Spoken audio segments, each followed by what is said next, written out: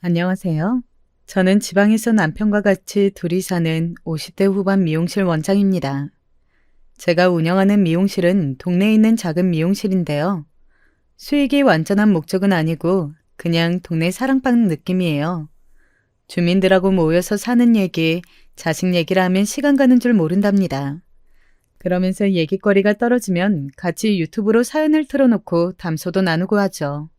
사연을 들으면서 서로 웃고 울고 얼마나 재밌는지 몰라요. 그러다 얼마 전에 제 인생에도 제보할 만한 사건이 일어났습니다. 우리 미용실 단골 언니들이 꼭 제보하라고 해서 저도 용기 내어 제보하게 되었어요. 항상 사연을 들을 때는 마냥 재밌었는데 오늘은 제가 막상 제보하려니 떨리네요. 저는 고향은 이 지역이 맞는데 사실 성인 이후로는 서울에서 살았습니다. 실업계 고등학교를 졸업하고 바로 동네 미용실을 취업했는데 거기 단골 손님과 사랑에 빠져서 결혼했거든요. 남편은 알고 봤더니 시아버지의 지방 발령 때문에 잠시 우리 동네에 왔었던 거였어요. 그래서 결혼과 동시에 서울로 가게 되었습니다.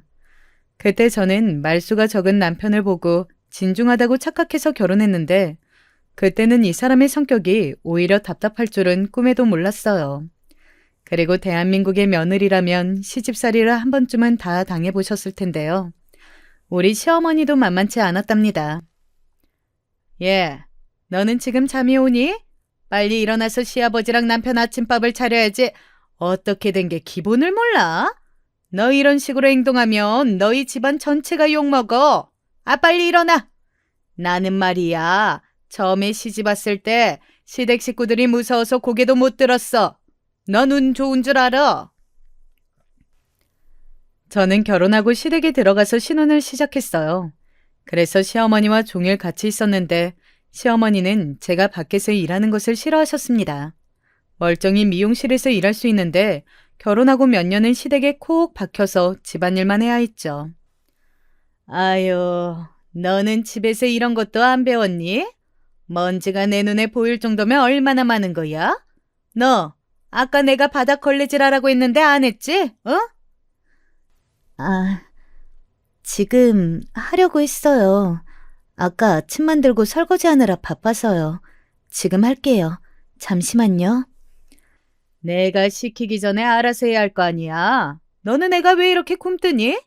너는 내가 시어머니라 다행인 줄 알아. 마냥 못된 시어머니 만났으면 어쩔 뻔했어. 운 좋은 걸 천운으로 여겨. 시어머니는 심지어 자기는 상당히 괜찮은 시어머니라고 생각했어요. 그런 점이 저를 더 힘들게 했죠. 저는 고등학교를 졸업하고 바로 결혼해서 사실 집안일에 대해 익숙하지 않았습니다. 지금 생각하면 너무 어린 나이라 뭘 아는 나이가 전혀 아니었죠. 그래서 시어머니의 눈에는 하나부터 열까지 다 모자란 며느리였을 거예요. 그 당시 저는 아이를 낳으며 따로 살자는 남편의 말을 아주 굳게 믿고 있었어요. 그래서 그날만을 기다리며 버티고 버텼습니다. 시어머니는 제가 요리하면 짜다, 싱겁다 뭐라 하셨고 빨래하면 깨끗하지 않다고 뭐라 하셨어요. 너 일부러 이렇게 만드는 거니? 이렇게 요리하라 해도 난 못하겠다. 어제는 무슨 한강처럼 국에 아무 맛도 안 나더니 오늘은 소금을 들이부은 거야? 이렇게 짠국이 세상에 어딨니? 아유, 못 살아. 시어머니의 구박에도 저는 분가하는 날만 기다리며 참고 참았어요. 심지어 시어머니는 제가 임신했을 때도 집안일을 제대로 하지 않는다며 구박했습니다. 임신한 게 그렇게 대단한 일이니?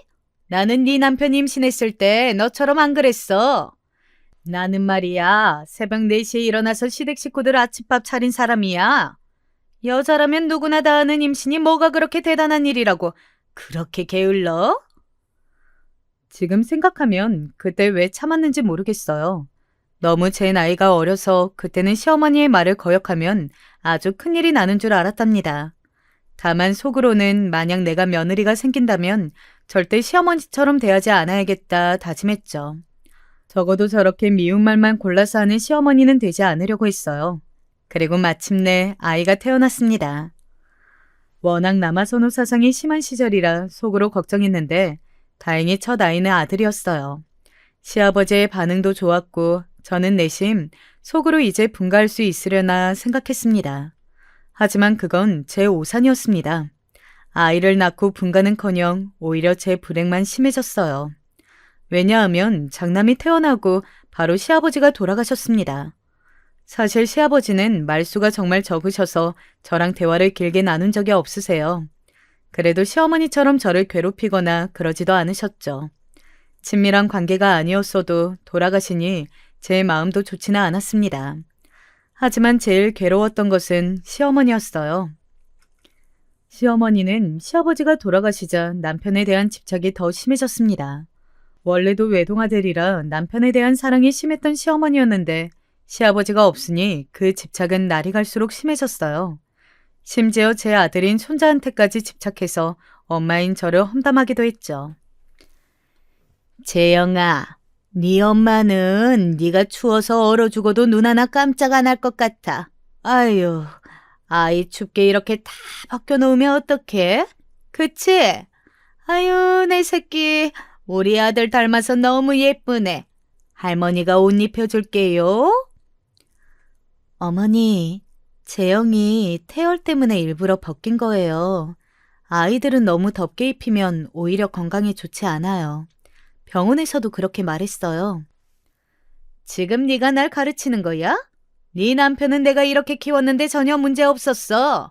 만약 이게 문제 있는 행동이면 우리 아들이 저렇게 멀쩡하겠어?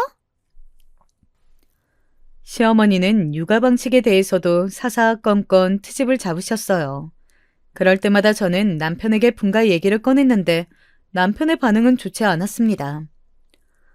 엄마가 지금 아버지 돌아가시고 너무 슬퍼하시니까 자기가 조금 이해해주면 안 될까? 아이 조금 크면 그때 분가하자. 지금 그래도 엄마가 우리 육아 많이 도와주시잖아. 어머님이 진짜 육아를 많이 도와주신다고 생각해? 자기야, 나 힘들어. 언제까지 이렇게 살아야 해? 그리고 분명히 결혼하기 전에는 시부모님 모시고 살 일 없다고 자기가 말했었잖아. 나 똑똑히 기억하고 있어. 미안해. 세상 일이라는 게 우리 뜻대로 다 되는 것은 아니잖아. 내가 돈 많이 벌어서 자기 행복하게 해줄게. 나는 그래도 자기 사랑해. 아니, 분가하자는 얘기를 꺼냈는데 무슨 소리라는 거야? 매번 뜬구름 잡는 소리 좀 그만해. 이 답답아. 남편의 우유부단하고 싫은 소리를 절대 못하는 성격은 정말 힘들었어요. 이런 남편은 이때 유독 저를 힘들게 했는데 무려 이 중요한 시기에 도박에 손을 대서 직장을 잃기도 했답니다. 세상이 저를 유독 괴롭히는 기분도 들고 너무 억울해서 저는 화병도 생겼어요. 그러나 위기를 기회로 활용하겠다고 저는 그런 남편을 보고 집에 있으라고 하고 나가서 일하기 시작했습니다. 원래 미용실에서 일했으니 동네 미용실에서 일하는 것은 오히려 탈출구라고 느껴졌어요. 손님들과 얘기하다 보면 시간 가는 줄 몰랐어요. 말 그대로 숨통이 트이는 기분이 들었습니다. 시어머니가 워낙 제가 밖에서 일하는 것을 싫어하셨지만 남편이 도박 때문에 직장도 잃었고 시아버지가 돌아가셔서 수입이 없으니 싫어도 크게 반대할 수가 없는 상황이었어요. 그 뒤로는 저도 시어머니에 대해 할 말이 생기면 다 하게 되었습니다. 재영이 유치원에 일하는 엄마가 되게 적다고 하더라. 아무래도 엄마가 밖에서 일하면 애들 정서에 좋지 않아. 너도 적당히 일하고 집에서 남편 챙기고 아이도 돌보고 그래야지. 언제까지 그렇게 밖에서 일할래? 저도 밖에서 일하는 거 힘들어요. 그런데 어떡해요? 제가 밖에서 일 안 하면 당장 저희 무슨 돈으로 살아요? 저도 재영이 친구 성진이네 아빠처럼 돈 잘 버는 남편이 있으면 일 안 해도 좋고 얼마나 좋겠어요. 뭐? 지금 우리 아들 돈 못 번다고 눈치 주는 거야? 아, 왜 잘난 우리 아들 기를 죽여? 사람이 살다 보면 이런 일도 있고 저런 일도 생기는 거야. 누가 보면 너가 뭐 변호사라도 되는 줄 알겠다. 아휴. 어머, 어머님, 왜 화를 내고 그러세요? 저는 그냥 사실을 말한 거잖아요. 기분 나쁘셨으면 죄송해요. 그런 의도 전혀 아니었어요. 저 그럼 출근할게요. 매번 당하기만 하다 저렇게 시어머니에게 대꾸하고 집을 나설 때는 기분이 너무 짜릿했어요. 이 맛에 돈을 버는 거라고 깨닫기도 했죠. 문제는 제가 그렇게 밖에서 일하니까 남편은 직장을 굳이 가지지 않았다는 점이에요. 어디 취직하면 금방 그만두고 또 취직하면 그만두고 이런 일을 반복했습니다. 당신 또 그만뒀다며?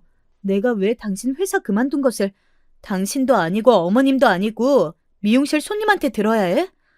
나 진짜 너무 속이 터져서 그래. 분가는 무슨 이제 됐고 일자리나 좀 구해. 내 인생. 미안해.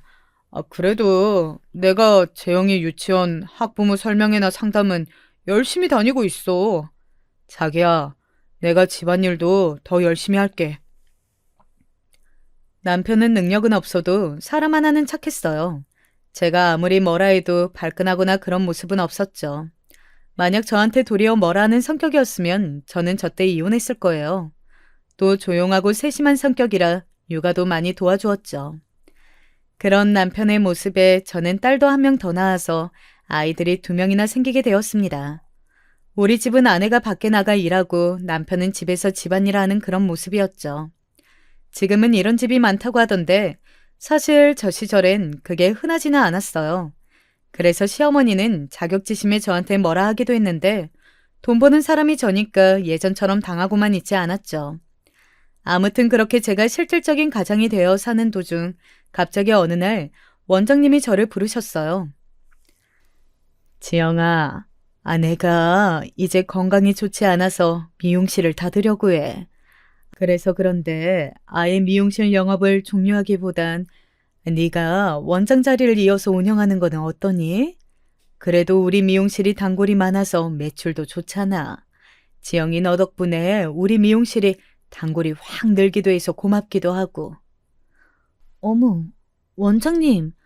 제가 원장이 되면 저야 영광이죠. 그동안 너무 고생 많으셨어요. 제안 정말 감사합니다. 원장님이 건강이 안 좋아지면서 제가 그 미용실을 이어받아 운영하게 되었어요. 그러면서 그냥 직원으로 일할 때보다 훨씬 바빠졌습니다. 미용실 일이 바빠지며 친정에도 잘 내려가지 못했어요. 실제로 거리가 멀어 안 그래도 친정은 명절 때나 되어야 내려갔는데 원장이 되니까 책임감이 생겨 더 내려가지 못했죠. 부모님도 그립고 제 고향이 그리워서 언제는 혼자 미용실에서 일하다 울기도 했답니다. 남들은 남편 하나 잘 만나서 평생 행복하게 고생이라고는 전혀 모르고 사는 사람도 많던데 제 인생은 왜 이런가 싶었죠. 시어머니 복도 없어서 저 모양이고 속상한 마음도 당연히 들었습니다. 하지만 한편으로는 제가 돈을 버니까 아쉬운 입장이 전혀 아니니까 좋기도 했어요. 그러면서 더 돈을 버는 것에 힘을 쏟았습니다. 미용실은 일주일에 딱 하루만 쉬었는데 그날도 저는 혼자 출근해서 청소하고 재료 주문을 하느라 바빴어요. 덕분에 돈을 많이 벌었는데 아이들에게 신경을 많이 써주지 못해서 미안했습니다. 우리 아들, 오늘 졸업식이지. 엄마가 시간 나면 꼭 들를게. 졸업 축하해. 아빠가 이따 꽃다발 들고 갈 거야. 저녁에 우리 재영이가 좋아하는 패밀리 레스토랑에 갈까? 가서 먹고 싶은 거 다 시켜. 엄마, 나는 진짜 괜찮아. 아빠가 대신 오잖아. 엄마는 바쁘니까 어쩔 수 없는 거 알아. 아휴, 우리 아들 누구 닮아서 이렇게 속이 깊어? 이해해줘서 고마워. 엄마가 대신 용돈 챙겨줄게. 이걸로 친구들하고 떡볶이 사 먹어. 알겠지? 아이들의 입학식이나 졸업식에도 잘 참여하지 못했어요. 그렇게 일하니까 돈은 많이 벌어서 좋기는 했습니다. 무엇보다 밖에 있으니 시어머니의 시집살이를 온전히 당하고만 있지는 않아서 좋았고요. 시간이 지나고 어느덧 장남은 대학생이 되었습니다. 딸과 달리 아들은 공부를 매우 잘했어요. 고등학교 때는 전교 회장도 하고 아주 우수한 성적으로 학교를 졸업했습니다. 아들 덕분에 단골 손님들의 부러움을 한몸에 받기도 했어요. 아들은 제 인생의 자랑거리였습니다. 아들이 대학에 가고 나서 한 가지 일이 발생했는데 바로 시어머니가 아프기 시작했어요. 시어머니에게 좋은 감정이 가득하진 않았지만 그래도 미운 정이라는 게 있잖아요. 사람이 아프다고 하니까 마냥 모른 척을 하기도 그렇더라고요. 병원비가 만만치 않았는데 그 병원비를 제가 아무 소리 않고 다 내주었어요. 시어머니는 제가 병원비를 다 낸 것을 알고 저에게 싫은 소리를 전혀 하지 않더라고요. 그 모습이 웃기기도 하고 한편으로는 씁쓸한 감정도 들었죠. 심지어 아프고 나서 시어머니는 저에게 고맙다는 말도 하기 시작했어요. 사람이 죽을 때가 되니 심경에 변화가 생겼나 보더라고요. 그렇게 몇 년의 투병 끝에 시어머니는 돌아가시게 되었습니다. 미안하다. 내가 너 결혼하고 초반에 뭐라 했던 거 용서해라. 미안하다. 시어머니는 돌아가시기 전에 저에게 미안하다고 말하고 가셨어요. 그 모습을 보며 저는 속으로 만약 며느리가 생긴다면 이렇게 나중에 후회하지 말고 처음부터 잘해줘야겠다고 생각했습니다. 시어머니가 돌아가시고 딸도 대학에 입학하니까 저는 급격하게 고향이 그리워지기 시작했어요.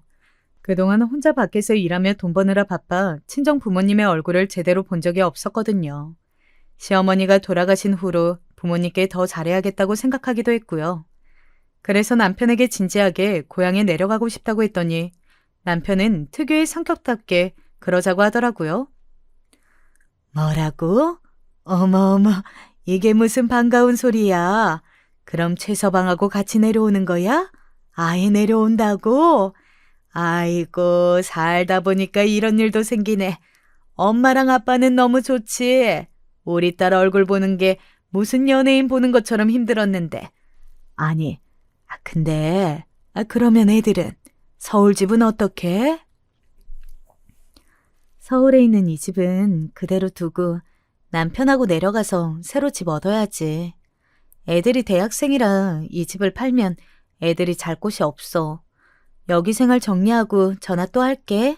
그럼 그때까지 조금만 기다려요. 저는 그렇게 서울에 있는 미용실을 정리하기 시작했어요. 오래 일해서 단골이 대부분이었는데 참 시원섭섭하더라고요. 그래도 고향에 내려가는 거라 기분이 좋았습니다. 엄마한테 말하는 것처럼 서울에 있는 집은 아이들의 통학을 위해 두고 내려가기로 결정했어요. 그 집은 제가 미용실을 운영하며 열심히 번 돈으로 제 명의로 매매한 집이었습니다. 아들과 딸이 둘 다 집과 가까운 대학을 다녔기 때문에 저와 남편만 내려갔죠. 저랑 재민이는 걱정하지 말아요. 우리가 뭐 유치원생도 아니고 대학생인데. 엄마, 그동안 너무 고생 많았어요. 내려가서 또 일만 하지 말고 좀 쉬고 그래요. 그렇게 자식들은 서울에, 남편과 저는 친정 지역에서 살기 시작했어요. 원래 가족들은 떨어지면 더 애틋해진다는 거 아시나요? 적당한 거리감이 생기니 자식들과 사이가 더 좋아졌어요. 원래도 자식들과의 관계는 좋았는데 더 화목해졌죠. 친정 부모님 옆으로 내려오고는 작게 미용실 하나 열었는데 서울에서 일하는 것처럼 죽어라 몸을 갈아 일하지는 않았어요. 적당히 생활비를 버는 정도로만 일했습니다. 어느새 시간이 흐르고 갑자기 딸이 저와 남편을 찾아와서 말했어요. 그래서 나는 결혼하고 미국으로 갈 거야. 이 사람하고 결혼할 줄은 몰랐는데 이 사람 아니면 나 안 될 것 같아.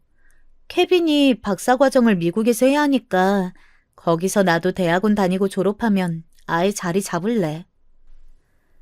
재민아, 엄마 너무 당황스럽긴 하다.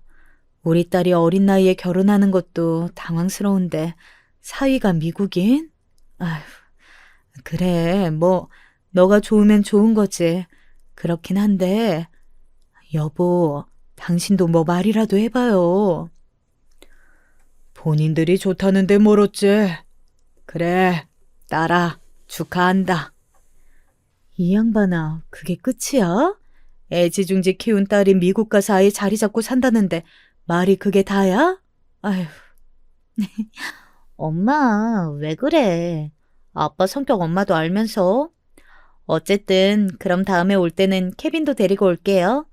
마침 외할아버지랑 외할머니도 한번 보여주면 되겠다. 딸의 남자친구가 미국인이라는 것은 저도 아는 사실이었어요.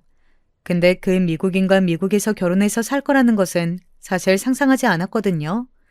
남편의 말대로 본인들이 좋다는데 말릴 수도 없었죠. 그래서 아들보다 딸이 더 먼저 결혼하게 되었답니다. 그러면서 서울에 있는 집은 아들이 혼자 살게 되었어요. 그런데 그 집은 원래 우리가 시어머니를 모시고 살던 집이라 50평대였어요. 아들이 혼자 살기엔 관리하기도 힘들고 너무 넓었죠. 그래서 평수를 줄이고 대신 더 입지가 좋은 곳에 제 명의로 새로 집을 얻어주었습니다. 딸은 결혼해서 미국으로 갔고 아들은 서울에서 누구나 들으면 아는 좋은 대기업에 취업했어요. 힘들게 살았더니 자식들이 이렇게 알아서 잘 커서 고마운 마음이 들었습니다. 친정 옆으로 오니까 마음이 훨씬 편해져서 제 인생은 이렇게 평탄하게 흘러갈 줄 알았어요. 그런데 그건 제 착각이었습니다. 그러면 이번 주말에 여자친구 데리고 내려갈게요. 여자친구가 부담될 수 있으니까 이번에는 엄마랑 아빠만 보고 올라갈게요. 그래. 혹시 못 먹는 음식 있으면 미리 알려줘. 엄마가 직접 요리해서 대접하고 싶어서 그래. 그럼 7시까지 천천히 와. 혹시라도 무슨 일 생기면 알려주고. 그럼 토요일에 보자. 몇 년 뒤에 아들이 결혼할 여자를 데려왔어요. 며느리는 아들과 비교해서 조건이 매우 좋지 않았어요. 명문대를 나와 대기업을 다니는 아들과 달리 며느리는 대학도 졸업하지 않았습니다. 어디서 만났나 물어봤더니 며느리가 아들을 보고 반해 몇 년을 쫓아다녔다고 하더라고요. 제가 미용실을 20년 넘게 운영하니까 사람 보는 눈이 생겼어요. 그런데 이런 말을 하기 좀 그런데 며느리는 첫인상부터 좋지 않았습니다. 제가 워낙 신혼 때 시어머니께 시집살이를 당해서 저는 며느리가 생기면 잘해주려고 했어요. 그런데 그런 제 마음과 달리 며느리는 처음 인사 올 때부터 태도가 별로였습니다. 인사로 온다길래 남편과 같이 시장에 가서 장을 보고 심지어 미용실 문까지 닫고 요리해서 기다렸는데 입맛이 맞지 않다며 음식을 입에도 대지 않더라고요. 듣기로 고기를 좋아한다고 해서 돼지랑 닭이랑 오리를 준비했는데 입맛에 맞지 않나 보다. 아, 그럼 소는 먹나? 소고기 지금 사올까? 아니에요. 제가 원래 조금 까다로워요. 괜찮아요. 먹을 게 별로 없네. 잔뜩 준비한 음식은 며느리의 입맛에 안 맞았는지 깨작거리더라고요. 사실 제가 요리를 잘하는 편은 아니라 친정엄마가 대부분 도와줬는데 엄마는 지역에서 유명한 식당을 운영하고 있었어요. 다른 지역에서 와서 먹을 만큼 유명한 식당이고 엄마의 요리 솜씨는 워낙 뛰어났거든요. 그래서 어릴 때 친구들이 저를 부러워했죠. 그런데 며느리는 입맛에 맞지 않다고 밥을 반도 먹지 않았어요. 그 모습을 보고 당황하기도 하고 민망하기도 하더라고요. 하지만 사람 입맛이라는 게 다 다르니까 인정하고 넘어갔죠. 그런데 그건 시작이었어요. 그런데 너희 며느리는 뭐 해오는 게 아무것도 없네? 집도 이미 있고 가구도 있으니까 뭐 예물이라도 해야 하는 거 아니야? 그냥 진짜 몸 하나만 오는 거야? 집이 넉넉한 편은 아닌 것 같더라고. 다행히 우리가 돈이 없지는 않으니까 한쪽이라도 있는 게 어디야. 괜찮아. 너는 참 속도 좋다. 사실 너희 며느리가 재영이에 비하면 뭐가 잘났어? 외모도 능력도 집안도 다 네 아들이 우월하잖아. 뭐가 부족해서 그런 사람하고 결혼을 시켜? 아, 언니, 아들이 좋다잖아. 어떡해. 나는 그리고 쟤네 결혼에 크게 신경 쓰고 싶지 않아. 본인들이 좋으면 된 거지. 나 신혼 때 시어머니한테 시집살이 당했던 거 알지? 그때 생각하면 그냥 미워도 눈 감고 넘어가고 싶어. 실제로 저는 며느리가 마음에 들지 않아도 뭐라 하고 싶지 않았어요. 하도 시어머니한테 당했던 기억이 커서 오히려 뭐든 해주고 싶었죠. 그래서 결혼할 때 며느리가 예단 다 생략하고 정말 몸 하나만 와도 한마디도 하지 않았습니다. 아들, 그냥 네가 사는 집은 너 명의라고 해. 그리고 결혼식장이나 드레스 같은 거 선택할 때도 돈 생각하지 말고 하고 싶은 거 다 해. 엄마가 돈 낼 테니까 네가 내는 거라고 하고. 알겠지? 며느리한테는 비밀이다. 엄마, 항상 고마워요. 엄마는 어릴 때부터 내 인생의 슈퍼맨 같아. 엄마 없었으면 내가 어떻게 살았겠어. 말이라도 그렇게 해줘서 고맙다. 며느리한테 굳이 우리 엄마가 해줬다고 이러지 말고 그냥 네가 내는 것처럼 행동해. 며느리에게 잘해주고 싶은 마음에 저는 아들에게 오히려 알리지 말라고 할 정도였어요. 며느리는 모르겠지만 제가 신혼여행 비용까지 내주었습니다. 물론 신혼집의 명의는 제 명의였는데 며느리는 그걸 모르고 있었죠. 어머님, 저 다음 달에 출산하는 거 아시죠? 친구들이 그러던데 요즘은 출산하면 시댁에서 조리원 비용을 다 내준다고 하더라고요. 조리원?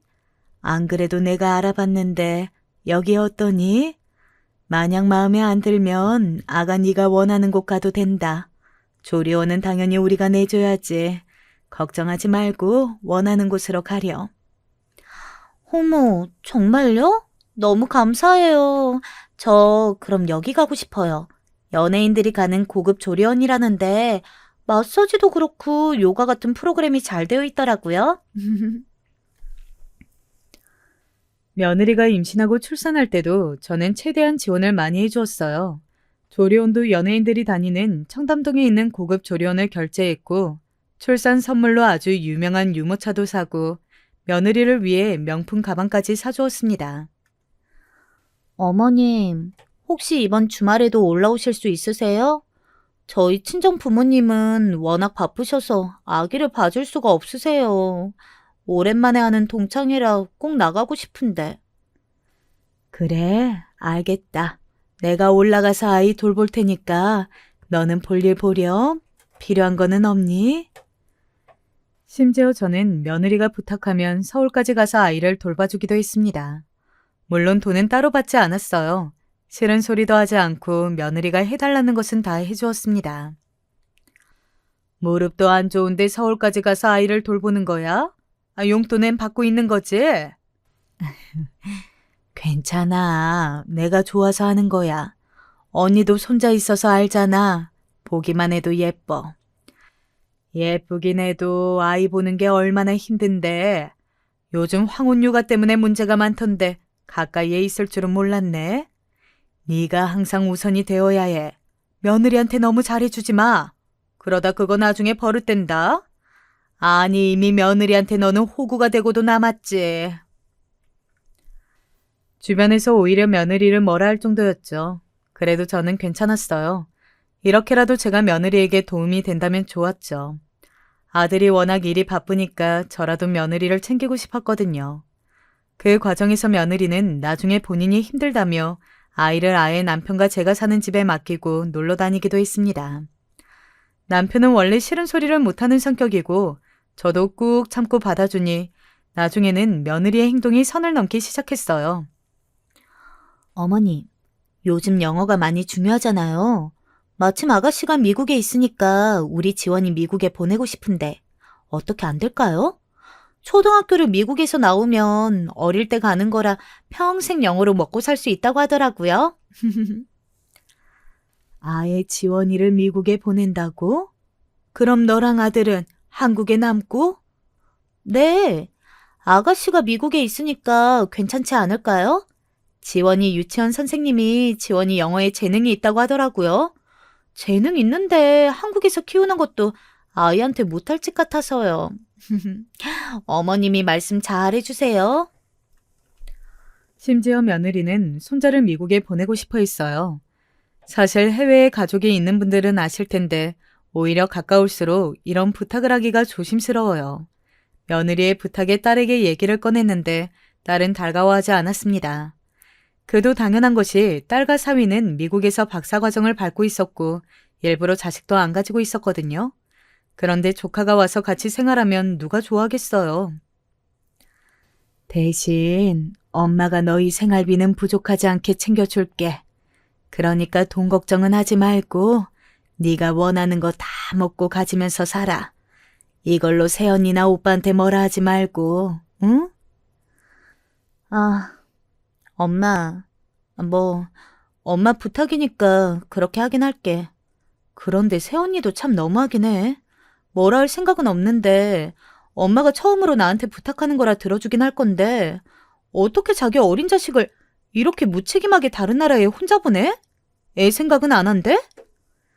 지원이가 영어에 재능이 있대. 사위랑 지금 사는 집보다 넓은 곳으로 가. 엄마가 적금 이번 달에 만료되니까 그거 보내줄게. 지원이한테 드는 돈 부족하면 언제든지 말해. 알겠지? 실제로 손자를 미국에 보내면서 저는 예전에 죽어라 일해서 들어놓은 적금까지 딸에게 주었어요. 혹시 모를 이럴 경우를 대비해 들어놓은 적금이었죠.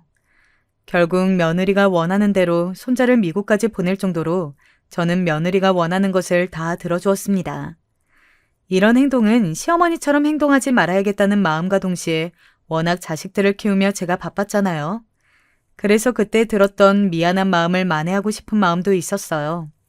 해줄 수 있는 것은 다 해주었습니다. 어머니, 제가 몸이 안 좋아서 이번 명절에는 못 갈 것 같아요.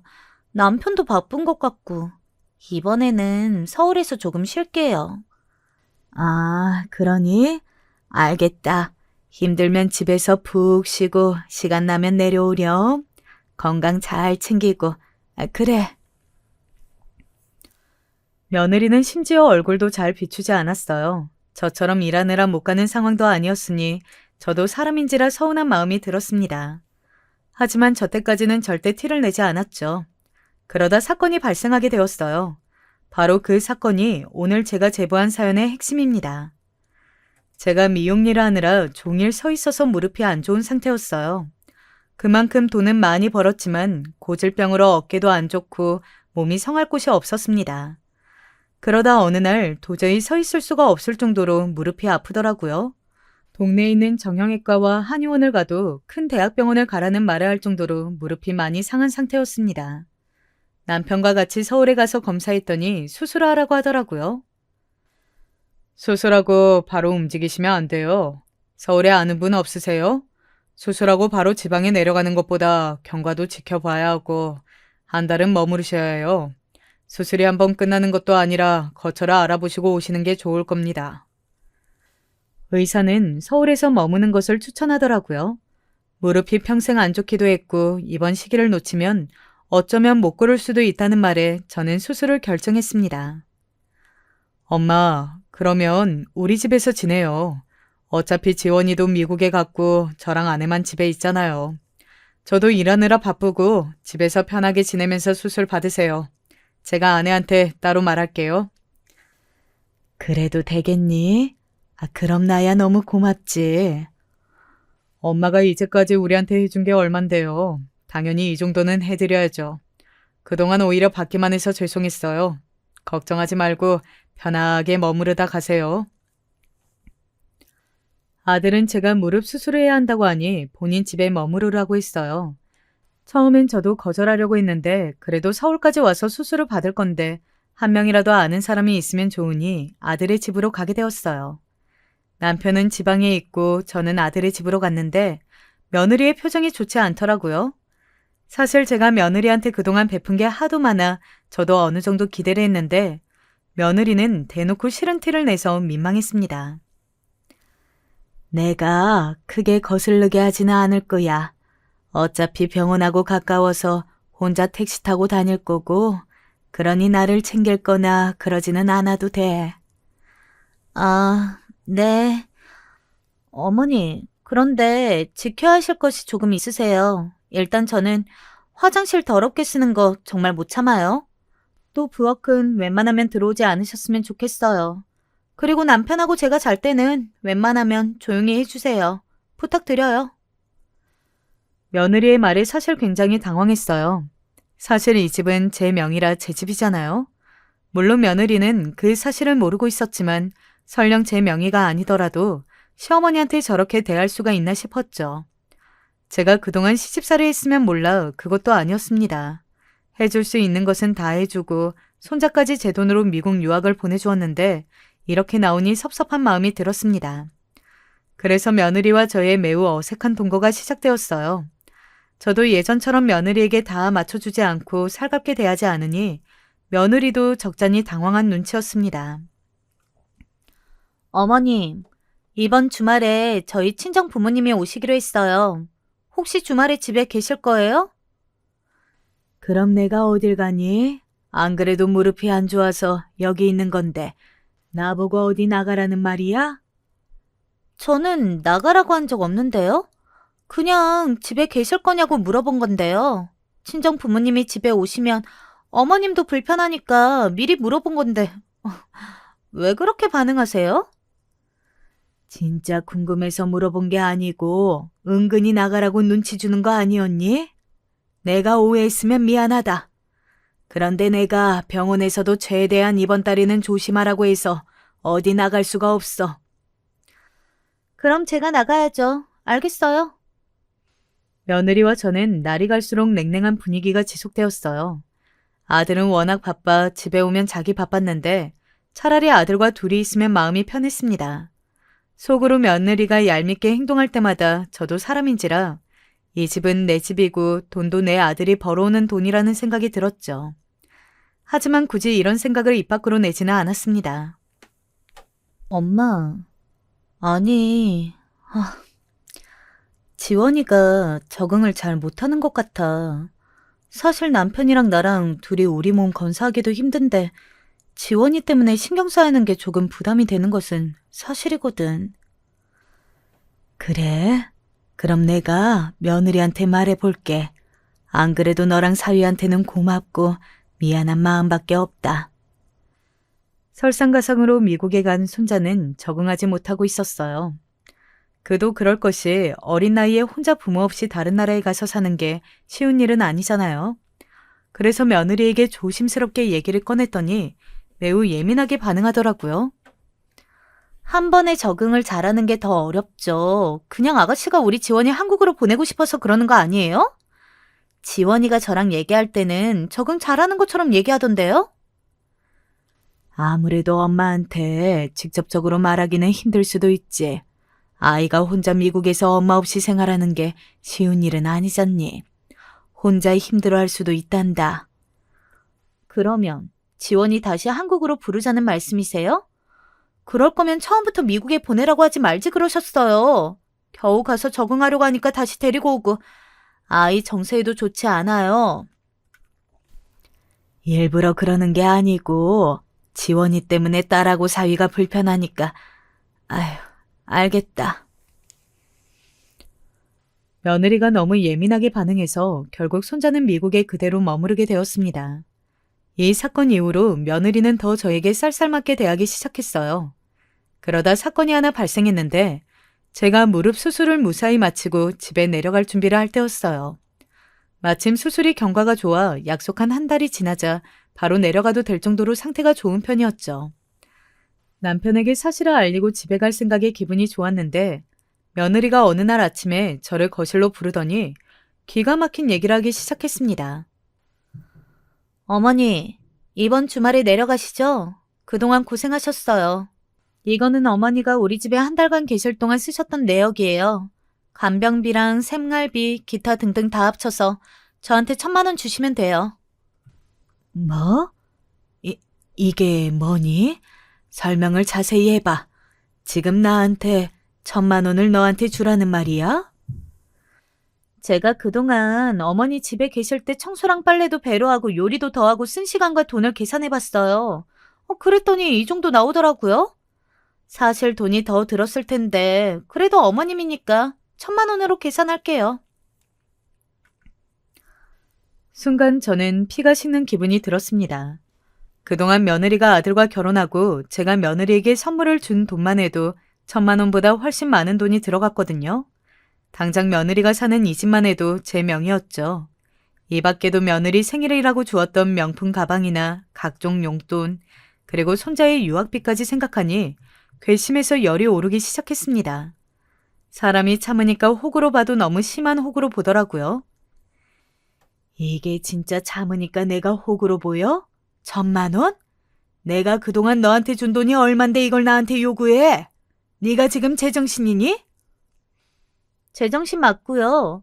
어머님이 머무르면서 제가 쓴 시간과 돈은요? 저도 할 만큼 했잖아요. 그리고 그렇게 받는 것을 원하면서 주신 건 줄은 몰랐네요. 그렇게 따지면 이 집은 내 명이야. 너네 집에서 당장 나가. 그동안 참고 참았는데 해도 해도 너무하네. 청구서? 이게 무슨 망언이야? 너 딱 기다려. 내가 결혼하고 쓴 돈들 다 청구할 거야. 네? 지금 뭐라고 하셨어요? 이 집이 어머님 명의라고요? 일부러 아들한테 알리지 말라고 했는데 네가 괘씸하게 이렇게 나올 줄은 몰랐지. 이건 내 집이야. 1,000만 원이 아니고 너는 나한테 몇 억을 줘야 해. 지금 줄 거 아니면 당장 나가. 경찰에 신고해서 주거침입죄로 쫓겨나기 싫으면 당장 나가. 며느리는 믿을 수 없다는 표정을 지었어요. 경악한 표정으로 다급하게 아들에게 전화를 걸더라고요. 저는 순간 욱하는 마음에 온몸이 부들부들 떨리기 시작했죠. 아들과 전화를 끊은 며느리는 굉장히 당황한 얼굴이더라고요. 정구서, 너 말 잘했다. 그러면 네 아들 미국 유학하며 쓴 돈 얼만지 알아? 그거랑 네가 내 집에서 산 기간의 금액, 또 내가 너한테 준 명품 가방과 각종 용돈들 다 청구할 테니까 그렇게 알아. 어머님, 죄송해요. 제가 잘못 생각했어요. 그냥 제가 잘못 생각했던 거예요. 죄송해요. 죄송해요. 며느리는 급기야 울며 저에게 빌기 시작했어요. 저는 아랑곳하지 않고 아들에게 전화해서 상황을 알렸습니다. 내가 내 집에 머무는 것도 이렇게 눈치를 봐야 하는 거니? 한 달 집에 있었다고 나한테 청구서를 내미는 미친 며느리를 나는 둘 생각이 없다. 너도 짐 싸서 오늘 안에 네 아내 데리고 나가. 미국에 있는 네 아들도 한국으로 보낼 테니까 알아서 해라. 어머님, 죄송해요. 죄송해요. 제가 잘못했어요. 아들에게 전화해서 따지니 며느리는 제 바지가랑이를 붙잡고 빌기 시작했어요. 저는 그런 며느리가 꼴도 보기 싫더라고요. 며느리를 이끌고 대문 밖으로 끌고 나갔어요. 엄마, 죄송해요. 저도 아내가 저렇게 엄마한테 미친 짓을 할 줄은 몰랐어요. 아, 죄송해요. 제 앞에서는 항상 엄마한테 잘하는 척 연기해서 이렇게 행동할 줄은 전혀 몰랐어요. 아들도 전화로 저한테 계속 죄송하다고 하고 며느리는 문 밖에서 한참을 죄송하다고 하더라고요. 그렇게 저는 아들이 퇴근할 때까지 며느리를 집에 들어오지 못하게 막았습니다. 퇴근한 아들과 들어온 며느리는 저에게 무릎을 꿇고 사정하기 시작했어요. 당신 제정신이야? 우리 엄마가 그동안 당신한테 해준 게 얼만데 사람이 이래도 되는 거야? 나는 당신이 이런 사람인 줄 몰랐어. 이럴 거면 이혼해. 아니야, 내가 잘못했어. 어머님, 제가 죄송해요. 제가 다 잘못했어요. 저 다시는 안 그럴게요. 한 번만 봐주세요. 그동안 내 앞에서 그렇게 우리 엄마한테 잘하는 척 하더니 그게 다 가식이었다는 거잖아. 나 소름 끼쳐. 어떻게 이럴 수가 있어? 여보, 진짜 오해야. 어머님, 제가 진짜 잘못했어요. 저 이혼당하면 못 살아요. 제발 봐주세요. 어머님, 제발요. 아들이 이혼하자는 얘기를 꺼내자 며느리는 더 납작 엎드려서 빌기 시작했습니다. 마음 같아서는 그대로 이혼시키고 제가 며느리에게 베푼 돈을 다 받고 싶었어요. 하지만 아들을 보니 마음이 또 약해지더라고요. 그리고 무엇보다 손자가 걸리더라고요. 미국에서 공부하느라 정신 없을 텐데 부모가 이혼하면 어쩌겠어요. 결국 지금은 이혼한 상태가 아닌데 며느리가 한 번만 더 선을 넘으면 언제든 이혼하기로 한 상태입니다. 그 이후로 며느리는 꼬박꼬박 저에게 전화도 하고 바쁘다는 핑계로 오지 않던 우리 집도 자주 찾아오고 있어요. 어머님, 제가 어머님 좋아하시는 홍시 사왔는데 드셔보시겠어요? 그리고 이건 백화점에서 산 홍삼이에요. 어머님 기력 약해지시면 안 되니까. 예전처럼 제가 살갑게 굴지 않으니 똥마려운 강아지처럼 눈치를 보는데 아직은 그걸 저도 즐기고 있답니다. 여기까지가 제가 준비한 사연인데요. 재밌게 들으셨나요? 저는 너무 통쾌하고 그동안 참았던 괘씸함이 다 해소되어 얼마나 즐거운지 모릅니다. 며느리가 제 신경을 거슬리면 그땐 바로 이혼시키려고 해요. 여러분 제 사연 들어주셔서 감사합니다. 다들 저처럼 참지 말고 사시길 바랄게요. 노량진 고시원에서 지금의 남편을 만났습니다. 공무원 준비하면서 팔자 좋게 연애했다고 하면 할 말이 없지만 사실 저는 제가 공무원 시험을 보는 데 있어 남편이 참 많은 도움이 됐다고 생각합니다. 사실 제가 공무원 시험을 준비한 건 공무원에 있어서 아주 큰 꿈이 있는 것도 아니었고 그냥 공무원이란 직업 자체가 안정성이 있고 평생 일할 수 있는 것 하나 때문이었거든요. 그런데 아시다시피 공무원 되기가 좀 어렵습니까? 하나를 꾸준하게 하지 못하는 성격상 혼자서는 제대로 공부하기가 어려웠는데 저와는 다르게 성실하고 하나를 하더라도 제대로 할 줄 아는 남편을 만나고 나니 저 역시 그런 남편의 성향에 동화가 된 건지 힘들긴 하더라도 열심히 공부하게 되더군요. 그렇게 저는 경찰 공무원이 되었고 남편은 시청 공무원이 되었습니다. 제가 다른 공무원이 아닌 경찰 공무원이 된 것도 남편의 덕이 컸어요. 자기는 경찰 공무원 준비를 해봐도 괜찮을 것 같아. 혹시 지금 준비하는 방향이 확정적인 게 아니라면 지금이라도 경찰 공무원 쪽으로 노선을 틀어봐. 무슨 이유인진 모르겠지만 남편은 제게 경찰 공무원 일이 잘 어울릴 것 같다며 이야기를 했고 저는 그 말에 1년 정도 준비하던 다른 공무원 시험을 버리고 2년간 경찰 공무원 시험을 준비했습니다. 아무래도 중간에 방향을 바꾸었기 때문에 여러모로 시행착오가 있을 거라고 생각했는데 2년 만에 합격했으니 운이 많이 좋았던 것 같아요. 아무튼 저희 둘 다 공무원 시험에 합격하고 각자 일자리에 발령이 난 뒤 저는 조금 더 진지하게 남편과의 결혼을 생각했습니다. 연애 시절부터 이 사람이랑 결혼하면 좋겠다라는 생각이 들었지만 그때야 아직 공무원 시험에 합격하는 게 우선이었기에 깊게 생각하지 않았어요.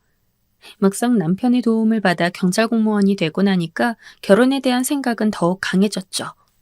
남편도 저와의 결혼을 진지하게 생각하고 있는 통에 망설일 것도 없었습니다.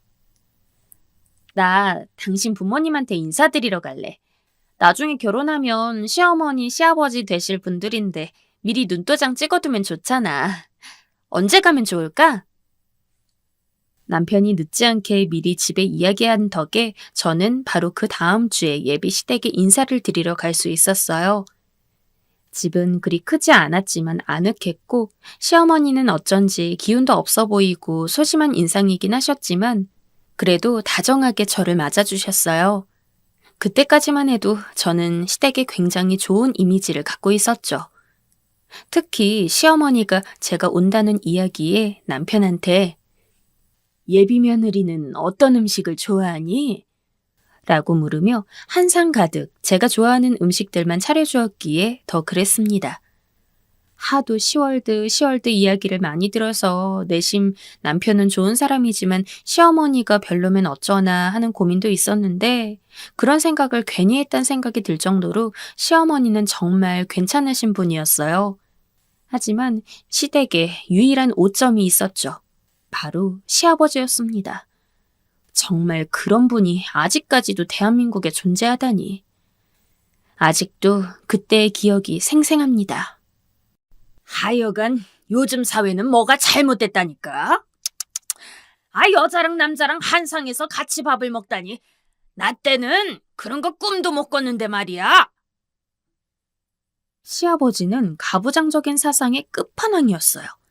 심지어 예비 며느리로서 인사드리러 온 제가 있는데도 불구하고 대놓고 혀를 차면서 남자가 어떻다느니 여자가 어떻다느니 그런 생각을 갖고 있는 것은 둘째치고 설마 다른 사람이 있는 자리에서 그런 마인드를 뽐낼 줄은 꿈에도 몰랐어서 저는 차마 시아버지의 이야기에 어떻게 반응해야 할지 몰랐습니다.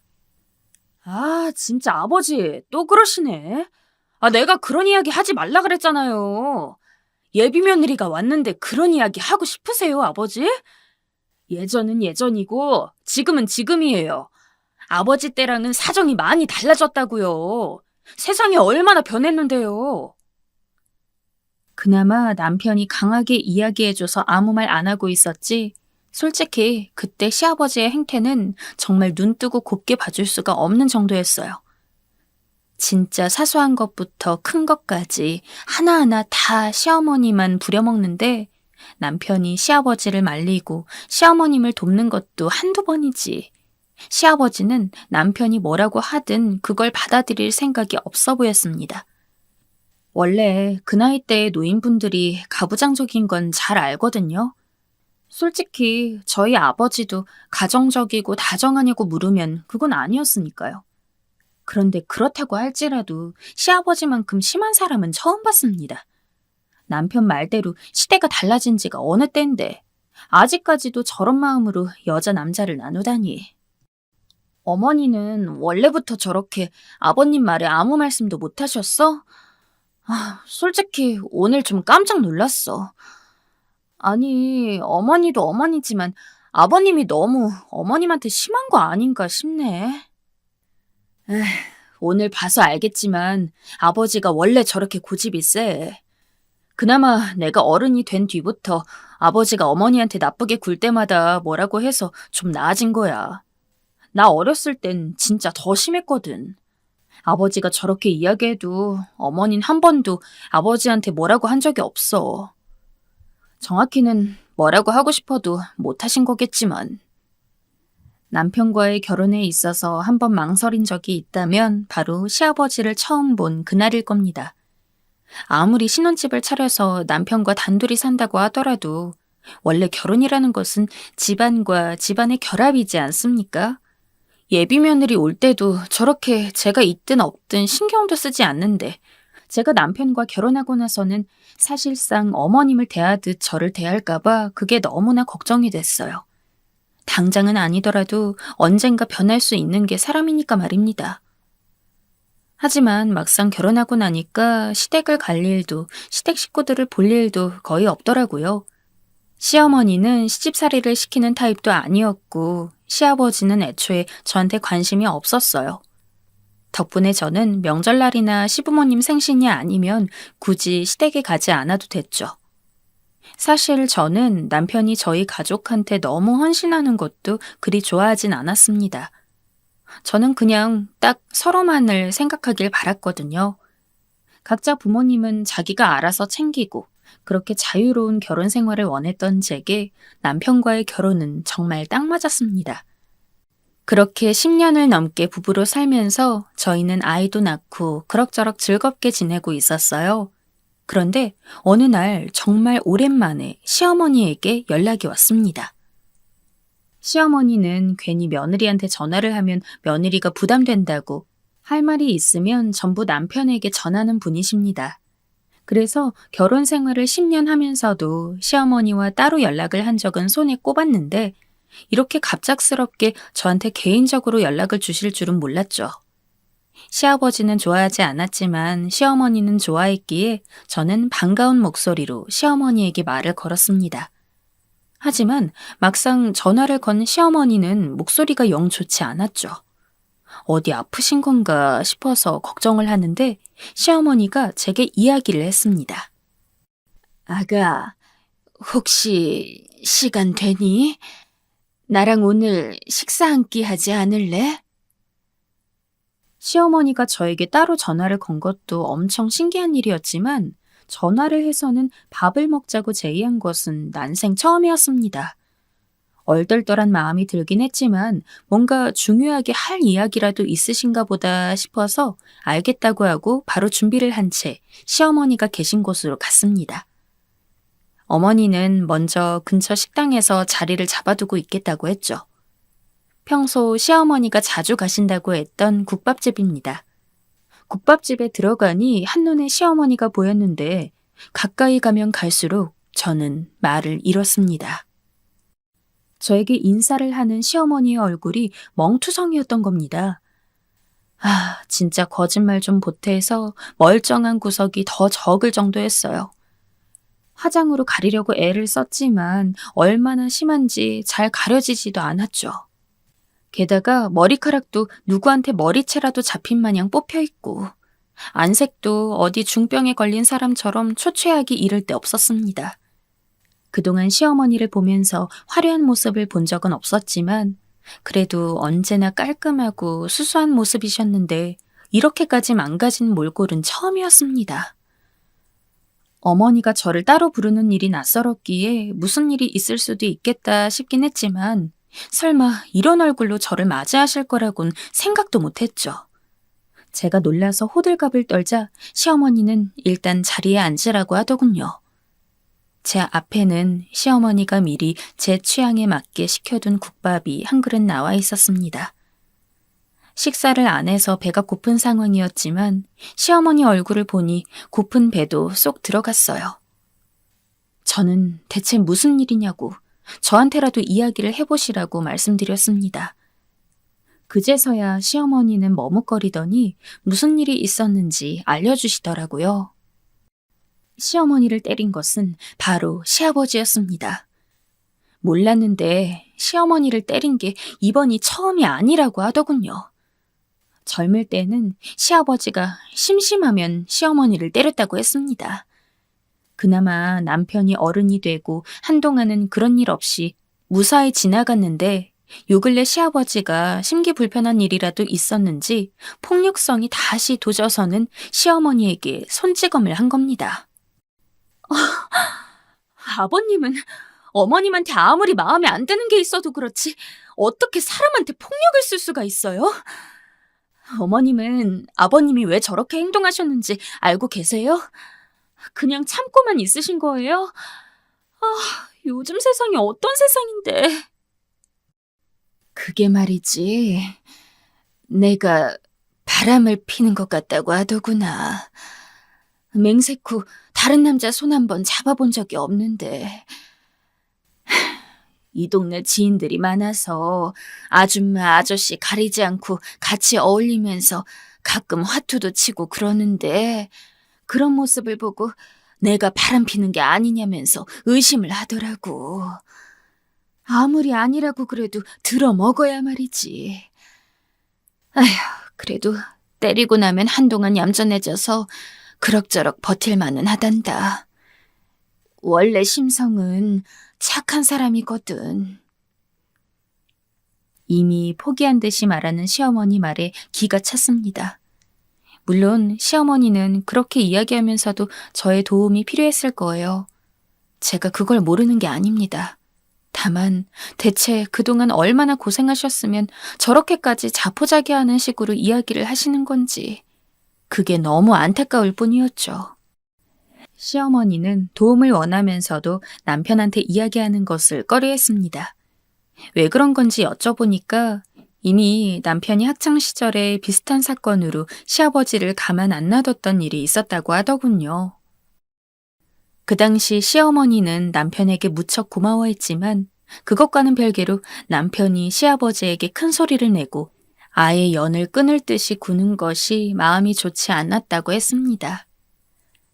최대한 아들한테는 이야기하고 싶지 않단다.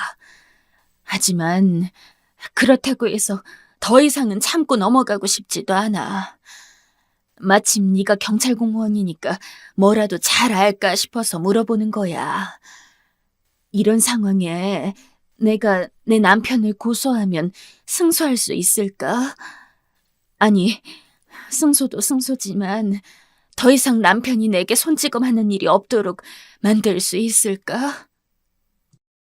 시어머니는 시아버지를 고소하고 싶어 했습니다. 그리고 이미 오랜 시간이 지나긴 했지만 이제서라도 시아버지의 지긋지긋한 그늘에서 벗어나고 싶어 하셨어요. 졸지에 시어머니와 며느리 관계에서 경찰과 피해자의 관계가 되었습니다. 당황스러운 마음이 있긴 했지만 시어머니가 저에게 도움을 요청한 만큼 저도 할 수 있는 대로 주력을 하고 싶었어요. 그래서 주변 사람들에게도 도움을 요청하고 제가 개인적으로 아는 변호사와도 상담을 해서 시어머니와 같은 처지에 있는 사람들이 어떤 식으로 법적 대응을 해나가야 할지를 알아두었습니다. 어느 정도 정리가 된 뒤에 저는 시어머니를 찾아갔죠. 어머님, 지금 상황에서 어머님이 이길 수 있는 방법은 정식으로 아버님을 고소하고 이혼하는 수밖에 없어요. 어머니는 조금 더 온화한 방법을 찾고 싶으셨을지 모르겠지만 지금 아버님이 행하는 행동은 가정폭력으로서 법적으로 엄청 큰 문제거든요. 요즘은 옛날이랑 달라서 여자들이라고 해도 참고 사는 일이 거의 없어요. 어머님도 진정으로 아버님을 벗어나고 싶으시다면 단호하게 나서는 게 정답이에요. 에휴, 정말 그런 방법밖에 없을까? 냉정하게 말해서 아버님이 하지 말라는 말을 들으실 분이었으면 애초에 상황이 이 지경까지는 안 왔을 거예요. 어머님도 얼른 아버님 벗어나서 어머님 인생 사셔야죠. 그러니까 마음 단단히 먹으시고 고소 준비하세요. 제가 마침 아는 변호사분이 있는데 어머님한테 소개시켜드릴 수도 있어요. 그분이랑 이야기하시면서 자료 준비하고 하면 승소하긴 어렵지 않을 거예요. 저는 시어머니가 조금 더 적극적으로 시아버지에 대한 고소를 준비하면서 본때를 보여주길 바랐습니다. 그래서 마치 제가 겪은 일인 것처럼 하나하나 세심하게 찾아보았고 시어머니에게 혼수 아닌 혼수도 더 가면서 조언을 했어요. 그런 제 말에 설득을 당하셨는지 시어머니는 결국 시아버지를 고소하겠다고 하면서 저한테 고맙다고 하고는 집에 가셨습니다. 그런데 바로 당일날 저녁 시어머니가 제게 전화를 했습니다. 네, 어머님. 무슨 일 있으세요? 혹시 고소 관련해서 궁금하신 거 있으신 거예요? 그게 아니라 내가 한참을 생각해 봤는데 아무리 그래도 고소를 하는 건 좀 그래서. 네가 기껏 열심히 알아봐 줬는데 미안하구나. 마음이 약한 시어머니는 집에 가서 혼자 많은 생각을 하신 모양입니다. 그러다 결국 미혼하고나 오랜 시간 부부로서 살아온 남편인 시아버지를 그렇게까지 하고 싶진 않으셨던 거겠죠. 사실 낮에 시어머니와 헤어지고 집에 오면서도 이럴 가능성이 있다곤 생각을 했습니다. 워낙 유약하고 성정도 여린 시어머니였으니까요. 이해는 했지만 그것과는 별개로 시어머니가 참 답답했습니다. 아무리 그래도 시어머니가 제대로 고소하고 이혼 소송을 했다면 시아버지는 절대 이길 수가 없었거든요. 애초에 시아버지를 참 싫어했기 때문에 불쌍한 시어머니가 시아버지에게 당하는 것도 꼴보기 싫었는데 마침 시어머니가 도움을 요청하니 이런 방식으로라도 시아버지를 응징할 수 있을까 기대했더니만 그래도 뭐 어떡하겠습니까? 당사자가 고소하고 싶지 않다는데 말이죠. 혹시 모르니 전화로라도 한 번 더 설득을 해볼까 싶은 마음도 있었지만 그냥 포기했습니다. 어찌됐든 시아버지도 가족이고 제가 괜히 오버해서 분란을 만들고 싶진 않았거든요. 시어머니의 선택이었으니까요. 남편한테도 말하지 말라고 신신당부를 하시니 저는 결국 시어머니의 말을 들어줄 수밖에 없었어요. 하지만 그렇다곤 해도 계속해서 시어머니가 신경이 쓰이더군요. 무엇보다도 시아버지에게 맞은 모습을 본 만큼 일을 하다가도 시어머니는 잘 지낼지에 대한 걱정이 앞섰습니다. 그러던 어느 날 퇴근하고 집에 돌아가는 길이었어요. 평소보다 늦게 퇴근해서 최대한 빨리 집에 가려고 걸음을 옮겼죠. 그런데 그동안 바빠서 한동안 생각하지 못했던 시어머니가 떠오르더군요. 그리고 이상하게 꼭 시어머니를 봐야 할 것 같은 느낌이 들었습니다. 참 신기하게 그런 생각이 자꾸만 들었어요. 저희 집과 시댁은 그리 거리가 멀지 않았기 때문에 택시를 타고 20분 정도면 갈 수 있었습니다. 내일도 출근이었고 너무 피곤해서 한시라도 빨리 잠을 자야 했지만 결국 저는 택시를 잡아 타고 시어머니네 집 근처에 가게 되었습니다. 그런데 막상 시어머니네 집에 가니까 안에는 아무도 없는지 초인종을 눌러도 반응이 없더라고요. 거의 밤 10시가 되어가는 시간에 두 분 중 한 분만 안 계시는 것도 아니고 두 분 다 없으니 어쩐지 느낌이 이상했습니다. 하지만 어쩔 수 없이 집으로 돌아가려는데 어떤 골목 근처에서 악 하는 소리가 들리더군요. 여자의 비명소리였습니다. 저는 본능적으로 그 골목을 향해서 뛰었어요. 어쩐지 제 귀에 들려왔던 그 비명소리가 시어머니의 것 같았거든요. 골목으로 향하니까 정말 시어머니가 있었습니다. 그리고 그 앞에서 시아버지는 시어머니에게 손찌검을 하려고 팔을 들고 있었죠. 아버님! 어머니 때려선 안 돼요! 이제 제발 그만하세요! 하지만 시아버지는 제가 아무리 팔을 잡고 말려도 오히려 저를 뿌리쳤습니다. 그리고는 시어머니가 바람을 폈다면서 이런 여자는 때려야 한다는 식으로 말하고 아예 시어머니를 발로 차려고 들더군요. 아무리 나이 든 노인이라고 해도 제 힘으로 시아버지를 막기란 역부족이었어요. 그래서 최대한 몸을 던져서 시어머니가 맞을 것을 제가 대신 맞는 한편 경찰에도 신고를 했습니다. 불행 중 다행히도 경찰서가 근처였는지 빠르게 경찰들이 와서는 시아버지를 데리고 경찰서로 향했죠. 저는 일단 바닥에 널브러져 있는 시어머니를 일으켜 세운 뒤 다른 경찰들의 도움을 받아 같이 경찰서로 향했어요. 경찰서에 가서 보니까 시어머니는 시아버지가 때린 것 때문에 치아가 2개나 나가 있었습니다. 어머님, 이래도 아버님 고소하지 않을 생각이신가요? 이대로 있으시면 어머님 진짜 죽을 수도 있어요. 그리고 남편도 이 사실을 알아야 한다고 생각해요. 어머니, 이제 어머니 인생 사세요. 그동안 고생하셨잖아요. 정식으로 고소하셔야 합니다. 결국 시어머니도 시아버지를 고소하는 데 동조했습니다. 그리고 제가 이야기한 덕에 남편 역시 시아버지가 그동안 시어머니에게 무슨 짓을 했는지 다 알게 되었죠. 시아버지는 어머니를 폭행한 혐의로 유치장에 들어가 있었어요.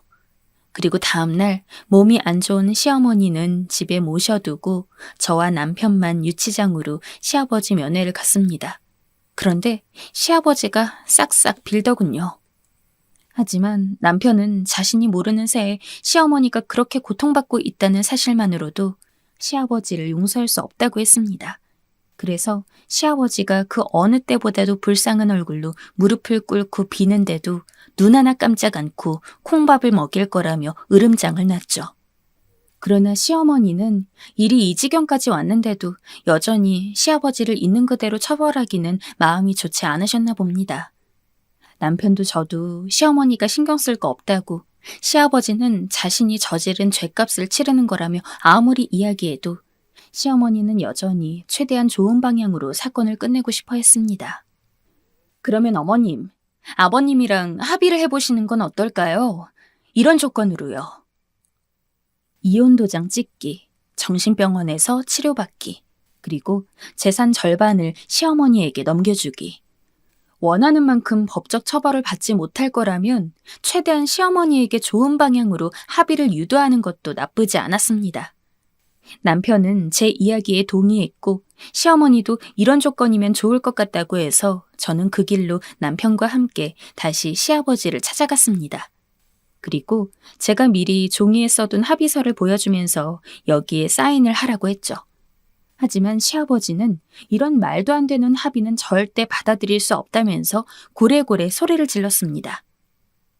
어제 그렇게 빌었던 것은 다 어디 갔는지. 시아버지는 저와 남편이 동정심을 호소하는 행동만으로 넘어가지가 않자 이제 제대로 본색을 드러내기로 결심을 했는지 표독스러운 눈으로 저희를 쳐다봤습니다. 그런 시아버지에게 제가 이야기를 했어요. 이미 이 일이 있기 전에 예전부터 시어머니와 시아버지의 이혼 소송에 대해서 전문 변호사를 통해 상담을 받아놨다고. 여기서 소송으로 넘어가시면 아버님이 불리해요. 가정폭력 증거는 차고 넘치고 솔직히 지금 당장이라도 아버님 고소해서 정말 원하시는 대로 콩밥 먹게 해드릴 수도 있어요. 그냥 차라리 이 합의서에 깔끔하게 서명하셔야 별일 없을 거예요. 남편도 거기 덧붙여서 해달라는 대로 하지 않으면 평생 아버지 같은 거 없는 걸로 생각하고 법적 대응을 하는 데 있어서 강경하게 나갈 거라고 하니 시아버지도 거기엔 어쩔 도리가 없는지 결국 똥 씹은 표정으로 서명을 했습니다. 지금 시아버지는 정신병원에 들어간 지 2년이 훨씬 넘었습니다. 예상보다 치료가 길어지더라고요. 그리고 시아버지가 병원에 있는 동안 시어머니는 저희가 모시고 살고 있습니다. 어머니는 시아버지가 넘겨준 재산으로 취미 활동을 하시면서 여유롭게 지내고 있는데 마음이 편하고 몸이 고되지 않아서인지 이전과는 달리 얼굴에 혈색도 돌고 피부도 너무 좋아지셨어요. 그리고 많은 친구분들을 만나 제2의 인생을 살고 계십니다. 오늘 있었던 일을 저에게 아이처럼 이야기하시는데 이렇게 놀기를 좋아하고 순수하신 분이 그런 어두운 곳에 움츠리고 사셨나 싶더라고요. 가끔씩 시어머니는 저에게 이야기하시곤 합니다. 그때 제가 안 나타났으면 본인은 죽었을지도 모른다면서 너무 고맙다고요. 이제는 저를 며느리가 아니라 딸이라고 부르시고 저에게도 시어머니는 친어머니나 다름이 없습니다. 솔직히 마음 같아선 평생 시아버지가 정신병원에서 안 나오셨으면 좋겠어요. 지금 이렇게 사는 게 너무 행복하니까요. 앞으로도 지금과 같은 생활 쭉 유지할게요. 안녕하세요. 여러분들은 인연이라는 말을 믿으시나요? 제가 이렇게 사연을 쓰게 된 이유는 정말 믿기 힘든 일들을 겪었거든요. 아직까지도 어안이 벙벙한데 제 이야기를 해보겠습니다. 제가 글재주가 없어도 이해해 주시고 재미있게 들어주시면 좋겠습니다. 여자친구와 연애하고 나서 결혼을 결심하게 되기까지 그리 오랜 시간이 걸리지 않았습니다. 여자친구는 제게는 워낙 과분한 사람이었고 제가 지금까지 만난 애인들 중에서 가장 많이 절 생각해주는 사람이었거든요. 사실 어찌 보면 처음 사귈 때부터 여자친구와의 결혼을 염두에 두고 있었을지도 모릅니다. 저는 비혼주의에 가까웠는데 유일하게 지금 여자친구만은 제 인생의 짝이라는 생각이 들었어요. 여자친구와 사귈 때 정말 잘해줬고 제 모든 것을 줘도 아깝지 않았어요. 솔직히 제 친구들도 그렇고 남자놈들이 자기 여자친구랑 결혼하는 거 들으면 뭐가 그리 좋다고 저렇게까지 이야기하나 저거 그냥 하는 말 아닌가라는 생각을 자주 했는데 막상 제가 그런 놈이 되어보니까 알겠더라고요. 저게 다 진심이라는 것을. 희선아, 나랑 결혼해주지 않을래? 내 인생의 아내는 오직 너 하나뿐이야. 다른 사람은 몰라도 너 하나만큼은 내가 책임지고 먹여 살릴 수 있어. 너도 나와 같은 마음이라면 부디 긍정적인 대답을 해주길 바랄게. 나도 너무 기뻐, 오빠. 오빠가 그렇게 이야기해주길 원했어. 우린 분명 좋은 부부가 될 수 있을 거라 생각해. 나도 오빠가 곁에 있으면 너무 든든하고 좋을 것 같아. 서로의 마음이 통한 이상 거리낄 것은 하나도 없었습니다. 저희 부모님은 처음부터 제 여자친구를 쌍수 들고 환영했어요. 원체 무뚝뚝하고 좋은 말 하나 할 줄 모르던 아들이 여자친구를 만나고 나서 조금 사람답게 변했다는 이유 때문이었죠. 특히 저희 아버지가 여자친구를 참 좋아했습니다. 여자친구는 저희 집에 인사하러 가기 전에 어머님은 뭐 좋아하셔? 아버님은 뭐 좋아하셔? 아, 내가 정말 잘할 수 있을까? 라면서 온갖 걱정을 하고 저희 부모님이 자신을 좋게 봐주길 엄청 바랐는데 그 때문인지 저희 집에 인사하러 왔을 때 엄청나게 애교 있는 행동들을 많이 보였어요. 어머니는 당연히 그런 여자친구를 좋아했고 아버지는 막상 그 자리에서는 그다지 좋은 티를 내지 않았는데 여자친구가 집에 돌아가고 나서는 그래도 네가 아내 될 사람 하나는 괜찮은 애로 만났구나. 라며 여자친구가 마음에 든다는 듯이 말씀하셨죠. 저는 솔직히 저희 부모님 허락만 받으면 여자친구와 결혼하는 것은 그리 어렵지 않을 거라고 생각했습니다. 여자친구는 어릴 적부터 어머니가 안 계셨고 홀아버지 아래에서 자랐다고 했는데 언제나 제게 이야기를 할 때마다 우리 아빠만큼 다정하고 좋은 사람이 없어. 우리 아빤 내가 좋다고 하는 사람이면 무조건 허락해 줄걸? 하고 자주 말하곤 했습니다. 물론 제 장인어른이 될 사람이기 때문에 당연히 저도 긴장했죠. 하지만 그렇다고 해서 허락 자체에 큰 문제가 있을 거라고는 생각하지 않았다는 것이 제 솔직한 심정입니다. 그런데 여자친구네 집에 인사드리러 갔을 때 저를 맞이해준 장인어른의 얼굴을 보고 너무 깜짝 놀랐습니다. 이런 말하긴 좀 그렇지만 시베리아 불곰이 이런 인상일까 싶더라고요. 여자친구가 저한테 장인어른에 대해 이야기할 때 키도 크고 조금 무섭게 생겼다고 말하긴 했지만 설마 이렇게까지 무서울 줄은. 저도 키가 작은 편이 아니었는데 장인어른은 거의 190cm에 육박하는 정도였습니다. 호리호리한 체형도 아니었고 어깨도 떡 벌어지고 등도 엄청 넓었죠. 안녕하세요. 희선이 남자친구입니다. 안녕하냐고? 나는 안녕 못한다. 심지어 장인어른은 그 인상만큼 저에게 적대적이었죠. 여자친구는 당황해서 아빠, 왜 그래? 라며 분위기를 풀어보려는 듯 했지만 저를 위아래로 훑어보는 장인어른의 무서운 눈초리는 절대 풀리지 않았습니다. 그래도 그나마 여자친구가 있었기 때문에 저를 문전박대하진 않았어요. 저는 어찌저찌 집 안엔 들어갈 수 있었죠. 장인어른이 홍삼을 챙겨 드신다길래 일부러 또 여자친구랑 같이 만나기 전에 미리 엄청 비싸고 홍삼 함량이 높아서 효과가 좋다는 홍삼으로도 한 박스 사왔는데 장인어른은 홍삼 같은 걸 쳐다보지도 않으시더라고요. 제가 마음에 안 들었기 때문이겠죠. 자리에 앉아서도 정말 가시방석이었습니다. 여자친구가 간단하게 식사 내어야겠다면서 부엌에 들어갔는데 제가 일부러 도와주겠다고 하고서 따라 들어갔어요. 도저히 장인어른과 함께 있을 수가 없었죠. 부엌에서 소곤소곤 여자친구에게 귓속말로 물어봤습니다. 장인어른이 날 별로 안 좋아하시는 것 같은데. 아니야. 아빠가 낯을 가려서 그래. 아이, 설마. 아빠가 정말 오빠를 마음에 안 들어해서 저렇게 구는 건 아닐 거야. 아무리 봐도 아닌 게 아닌 것 같았지만 저는 일단 여자친구 말을 믿기로 했습니다. 그리고 함께 식사하면서 최대한 분위기를 풀어보려 했죠. 하지만 장인어른은 그럴 생각이 전혀 없었는지 제가 자리에 앉자마자 호구조사 아닌 호구조사를 시작했습니다. 자네, 내가 희선이한테 듣기론 소방공무원으로 일하고 있다고 하던데 그게 맞는가? 네, 맞습니다. 지금 5년째 일하고 있어요. 자네는 지금 겨우 소방공무원 정도 월급을 가지고 우리 희선이를 먹여 살리겠다는 건가? 내가 자네의 무얼 믿고 내 귀한 딸을 맡기겠어? 자네는 모르겠지만 그동안 희선이 좋다고 따라다닌 남자들이 한둘이 아닌데 그 중에서 자네보다 훨씬 더 괜찮은 사람들이 많았네. 물론 제가 다른 사람들에 비해 부족할 수 있다는 건 잘 압니다. 아버님이 보시기에도 제가 그리 탐탁치 않으실 수 있겠죠. 하지만 제가 그 누구보다도 희선이를 사랑한다고 장담합니다. 희선이도 저와의 미래를 꿈꾸고 있는 만큼 함께 힘을 합친다면 어려운 일들도 충분히 이겨낼 수 있을 거라고 생각해요.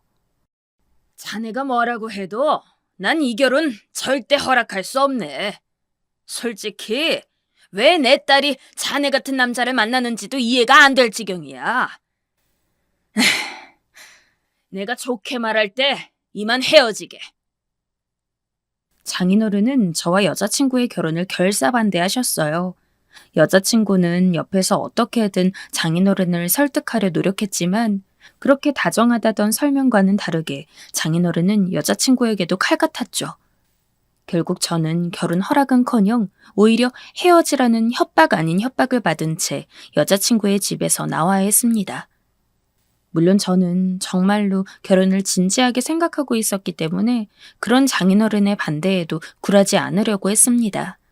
하지만 장인어른은 정말 저와 여자친구의 결혼을 원치 않았는지 여자친구가 저를 만나러 간다고 하면 절대 나가지 말라면서 핸드폰도 뺏고 그랬나 봅니다.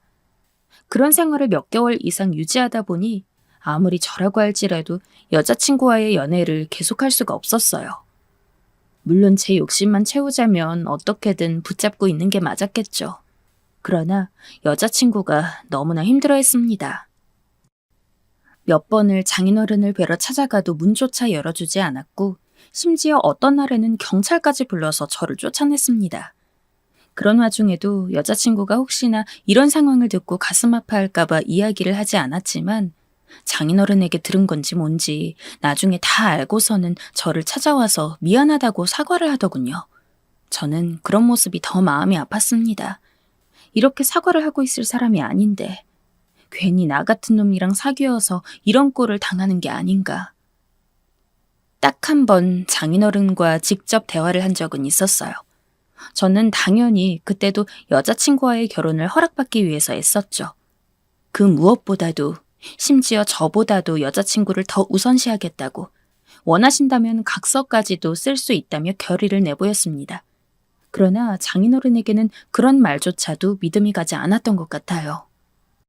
제가 조금 더 용기가 있었다면 단호한 얼굴로 말하는 장인어른 앞에서 절대 헤어질 수 없다고 이야기를 할 수 있었을까요? 일단 그 당시에 저는 장인어른에게 아무 말도 하지 못했습니다. 참 부끄럽게도 장인어른이 너무나 무서워서요. 사람이 많은 카페였는데 장인어른은 아마 가능하다면 그 자리에서도 저에게 손을 올릴 수 있을 것만큼 무시무시한 기세를 보이고 있었습니다. 그쯤 되니 여자친구가 힘들어하는 것도 걱정됐지만 현실적으로 저에 대한 걱정을 안 할 수가 없었어요. 저는 결국 여자친구에게 이별을 고했습니다.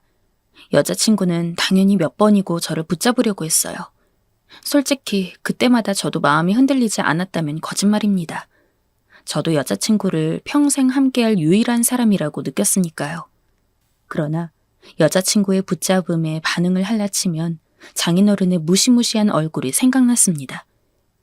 사실 무서운 것도 무서운 거지만 저는 장인어른에게 결혼 허락을 받을 자신이 없었어요. 제가 본 장인어른은 철옹성 같은 분입니다. 한 번 마음을 먹은 사안에 대해선 절대 번복하지 않을 것 같았죠. 게다가 장인어른 특유의 그 위압감은 일반적인 사람들에게선 나올 수 없을 법한 느낌이었어요. 특히나 젊으실 적부터 혼자 여자친구를 키워 오셨으니 그만큼 소중한 딸을 저에게 주고 싶지 않으시겠죠. 저는 매일매일 눈물로 하루를 지샜습니다. 밥조차 제대로 먹지 않아서 부모님이 대체 무슨 일이냐며 저를 닥달할 정도였어요. 물론 말하기 전에도 부모님은 제가 여자친구가 좋지 않은 일이 있었다는 것을 아셨을 겁니다. 애초에 결혼 허락도 저희 부모님한테 먼저 받으러 갔는데 결혼 허락까지 받은 애가 장인어른한테 인사드리러 간다고 하고 와서는 피죽도 못 먹은 얼굴로 시름시름 앓았으니까요. 그렇게 저는 여자친구에게 이별을 고하고 난 지 한 달이 돼서야 부모님께 자초지종을 설명드렸습니다. 여자친구와 함께 장인어른에게 처음 인사를 드리러 간 날 저를 마음에 들어하지 않던 장인어른, 그리고 그 이후에도 몇 번을 결혼 허락을 받으러 갔으나 여전히 저와의 결혼을 반대한 장인어른과 이로 인해 힘들어하던 여자친구, 그리고 그런 장인어른이 무섭고 두려워서 제대로 말도 해보지 못한 저까지 모든 것을 다 낱낱이 말씀드렸어요. 부모님은 묵묵히 제 이야기를 듣고 계셨습니다. 제가 말하다가 왈칵 터진 눈물을 잠재울 때까지요. 아버지는 제 이야기를 듣고 많은 것들을 생각하신 모양입니다. 어머니도 마찬가지고요. 솔직히 죄송스러웠습니다. 제가 애초에 장인어른께 제대로 믿음을 받아서 결혼 허락을 받았다면 이런 일도 없었을 텐데, 아니면 최소한 결혼에 대해 반대가 있었다고 하더라도 스스로 처신해서 제 마음가짐이나마 다르게 먹었다면 부모님이 이렇게까지 저를 걱정할 일도 없었겠죠. 그렇게 스스로를 조금 자책하고 있는 그때 아버지가 말을 꺼냈습니다. 혹시 아직 네 여자친구한테 연락이 되면 내 말 좀 전해줄 수 있겠니? 아무래도 내가 네 여자친구 아버님을 한번 만나보면 좋을 것 같은데 좀 자리를 만들어줄 수 있냐고. 앞뒤 정황이 어찌 됐든 제가 먼저 헤어지자고 한 만큼 괜히 여자친구에게 상처를 줄 수 있는 게 아닌가 싶기도 했지만 한편으로는 다시 잘 될 수 있는 기회라는 생각이 들었습니다. 그래서 저는 여자친구에게 연락을 했고 아버지의 말을 그대로 전했죠. 여자친구도 저와 원치 않게 헤어지고서 많이 힘들어한 것 같았어요. 대강 이 얘기를 들어보니까 여자친구도 본인이 저와 헤어진 게 장인어른 때문이라는 걸 명확히 알고 있어서 한동안 장인어른과 냉전 상태를 유지하고 말도 제대로 안 했다고 하더군요. 일단 내가 아빠한테 이야기는 해볼게. 근데 아빠가 아마 안 만나려고 할 수도 있어. 그래도 어떻게든 설득할 테니까 조금만 기다려줘. 여자친구는 그 뒤로 한동안 장인어른을 설득하느라 바쁜 시간을 보냈습니다. 하지만 역시 예상했던 대로 장인어른이 순순히 저희 아버지와 만남을 가지려 하지 않았죠. 얼핏 들어보니까 어차피 결혼할 놈도 아닌데 그런 놈 아버지는 왜 만나야 하냐면서 화를 내신 모양이었어요. 그래도 여자친구가 울며 불며 매달리고 한 번만 만나달라고 애걸복걸해서 그런지 결국 장인어른은 저희 아버지와의 만남을 갖기로 약속을 했죠. 약속날 정말 많이 긴장했습니다. 어떻게 보면 처음 장인어른에게 인사드리러 가는 그날보다 더 긴장했던 것 같아요. 애초에 그때는 어렵지 않게 허락받을 수 있겠다는 마음이 들었고 지금은 이미 몇 번이고 사윗감으로서는 받아들여질 수 없다고 거절을 당한 뒤 아예 포기하고 있던 순간에 기적적으로 생긴 기회였으니까요. 아버지도 나름대로 저처럼 긴장을 한 것 같았습니다. 먼저 만나기로 한 식당에 도착해서 자리를 지키고 있는데 5분이 1시간 같더라고요. 그렇게 한 20분 정도 기다린 뒤에 여자친구가 장인어른과 함께 식당에 도착했습니다. 여자친구의 뒤를 따라오고 있던 장인어른의 표정은 여전히 좋지 않았어요. 심기가 무척 불편해 보였죠. 저는 당연히 한 소리 들을 거라고 각오하고 있었습니다. 왠지 장인어른 성격상 저희 아버지가 옆에 있어도 할 말 못할 말 다 할 것 같았거든요.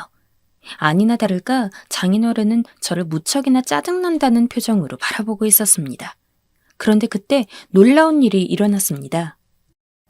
강우철 형사님? 아니 형사님, 이게 얼마만이에요? 저희 아버지를 보던 장인어른이 한참 동안 유심히 아버지 얼굴을 뚫어져라 보더니 갑자기 아버지 이름을 부르면서 식당 입구에서 절을 하기 시작했습니다.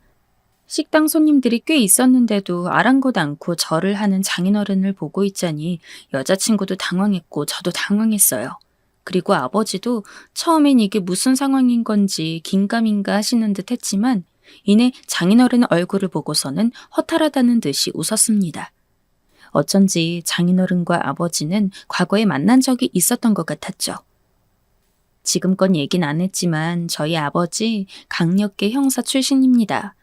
물론 지금은 연세가 꽤 있어서 은퇴를 한 상황이지만 아버지가 형사인 시절 당시 알고 지냈던 형사 동료들과도 꾸준히 연락하고 계시고 동료뿐만 아니라 아버지의 인도를 받아 올바른 사람으로 교화가 된 일명 과거 양아치나 조폭 같은 사람들이랑도 또 종종 통화를 하거나 문자를 나눈다고 알고 있었어요.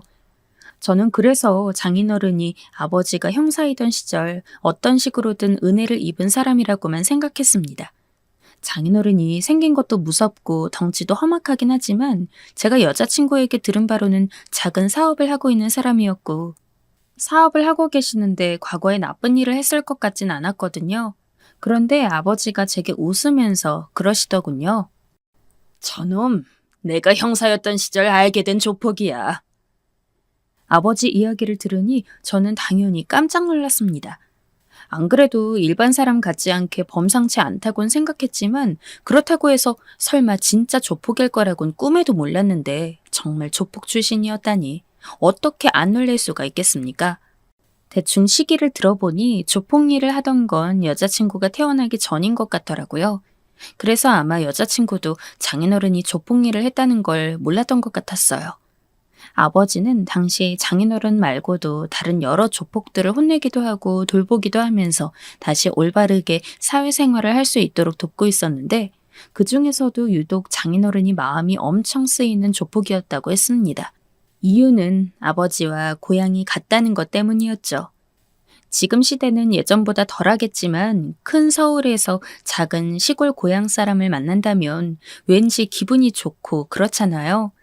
아마 아버지도 그런 마음이었던 것 같아요. 장인어른이 아직 자리를 못 잡고 힘들어할 때 아버지는 그런 장인어른을 거리낌 없이 불러서 술도 사주고 밥도 사주고 하면서 인생 선배로서의 조언을 많이 해줬다고 합니다. 아버지와 장인어른의 교류는 당장 몇 년간 이어졌다고 합니다. 장인어른은 그 사이에도 방황 아닌 방황을 했지만 그럴 때마다 아버지가 있었기 때문에 다시 자리를 찾고서 제 길을 노려볼 수 있었다고 했습니다. 저를 그렇게 탐탁치 않게 보던 장인어른이 처음으로 제 앞에서 그 어느 때보다도 온화한 얼굴로 저를 보고 저희 아버지를 보고 있었어요. 대체 이게 무슨 상황인지 몰라서 당황스러워하던 아내도 모든 자초지종을 듣고 나자마자 이해가 됐다는 듯 고개를 끄덕거렸죠.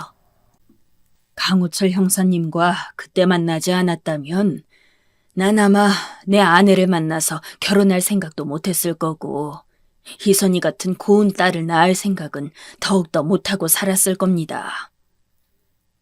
게다가 그 자리에서 알게 된 건데 장인어른은 돌아가신 장모님을 만나게 된 것도 저희 아버지 덕분이었다고 해요. 조금씩 사업을 하면서 이제 새 사람이 되어가는 장인어른을 보고 아버지가 본인이 알고 있는 좋은 여자를 소개시켜 주신 거였고 그 여자가 장모님이었던 거죠. 대체 이게 무슨 우연인지. 심지어 결혼하고 나서 여자친구가 태어났을 때 당시 아직 사업이 안정적이지 못했던 장인어른은 장모님 산후조리할 돈도 없고 여자친구를 키울 돈도 없어서 막막한 상황이었는데 그 사정을 안 저희 아버지가 100만 원을 입금해 줬다고 합니다. 이 돈 갚을 생각하지 마. 정 나한테 미안하고 고마우면 네 아내랑 딸한테 잘해. 내가 이 돈 주는 건 네가 과거에 했던 나쁜 짓들을 모두 참여하고 새로이 살려고 노력하는 게 보여서 주는 거다. 너 믿고 결혼한 네 아내도 세상에 갓 태어난 네 딸도 걱정되기도 하고. 그 당시 기준으로 100만 원이 엄청 큰 돈이었다고 하는데 아버지가 그런 돈을 장인어른을 위해서 턱 내놓았던 거죠. 장인어른은 아버지의 도움을 계기로 사업도 훨씬 더 키웠고 이후에는 어지간한 사람들 남부럽지 않을 정도로 큰 돈을 벌게 되었다고 했습니다. 그리고 장인어른은 아버지 말대로 장모님이 돌아가실 때까지 언제나 장모님께 헌신하는 남편이었고 여자친구에게도 그 무엇보다 여자친구의 아내를 걱정해주고 사랑해주는 아버지가 돼주신 것이었어요. 그렇게 애지중지 여자친구를 키워오셨으니 저 같은 놈이 성에 안 찰만도 하셨겠죠. 하지만 제가 아버지의 아들이라는 걸 알게 된 장인어른은 더 이상 저를 예전과 같은 눈으로 보지 않았습니다. 그리고 아버지는 더욱 장난스럽게 이야기를 하시더군요. 어떤 놈이 우리 아들을 반대했나 하고 그 쌍판떼기나 보려고 나왔더니 너였다니. 아이고, 세상이 참 좁긴 좁구나. 내가 너무 미안하네.